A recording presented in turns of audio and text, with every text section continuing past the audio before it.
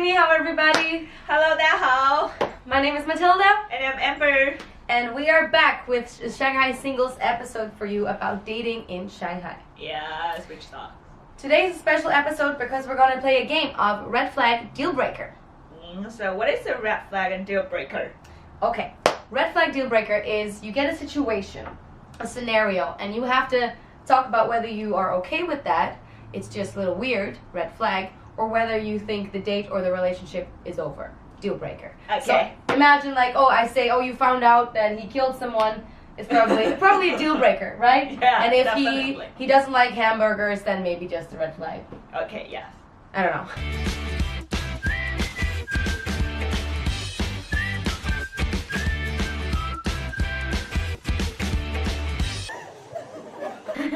Question number 1.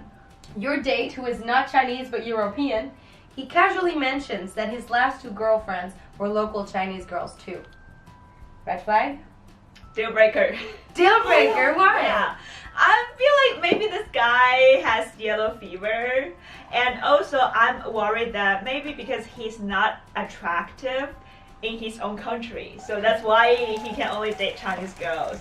Interesting. Yes. Interesting.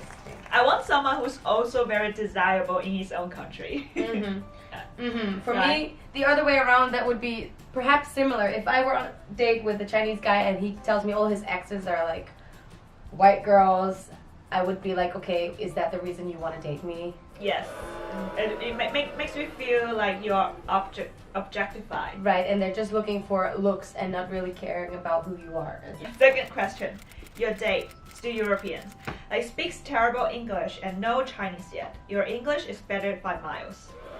Okay, so I guess we might have a different answer. For me, if I date someone French, then of course their English is gonna suck.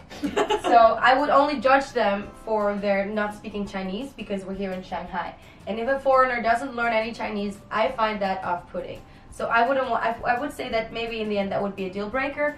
Also, I have tried dating a French guy in the Netherlands, and his English was so awful that actually, to be honest, I can't quite deal with that.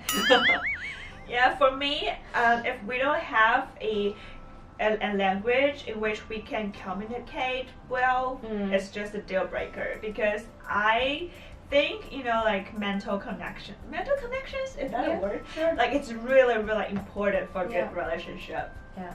Okay, so deal breaker for both of us. Yes. I didn't expect that. Next one. Okay.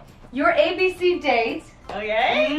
from Le Baron, he says that he usually avoids dating Chinese girls because they're all about money and clingy as fuck. I would say for me it's a red flag because I just want to challenge him. I want to show him how good Chinese girls can be. Okay, so it's not over for you. Yes. Yeah. But maybe after, if he's still like he's so stubborn with his narrow-minded opinion, it's just gonna be a deal breaker. But at first, I would just be no, I'm gonna show you how good we can be. So if I was to be dating an ABC and he says I don't date Chinese girls at all, I would think that he's racist. Ah. Okay, next question. You have an English date. And he says he cannot get used to China and he can't wait to get out of here for a holiday so that he can handle another year of China after that. Definitely deal breaker. So why are you here? Go back to your just for England. For me, it is definitely a red flag. It depends on the way he says it again. I know that at some point people find life in Shanghai very stressful and they miss home, but if you put it like that, like, I need to get out of China because I can't handle it and it's too terrible, that is a deal breaker. And also I think if, since you are already here, it's better to get used to it instead of complaining. Nobody likes someone who always complain about it. Yeah, and that is actually typically English, so another reason to avoid Englishmen. Next question. Your date says,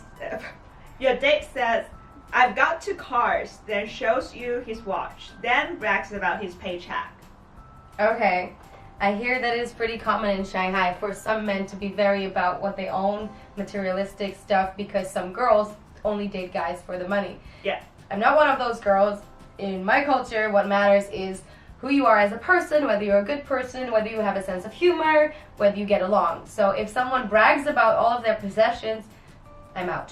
Deal breaker. Yeah, deal breaker for me, because I mean money is important, but it's not that important.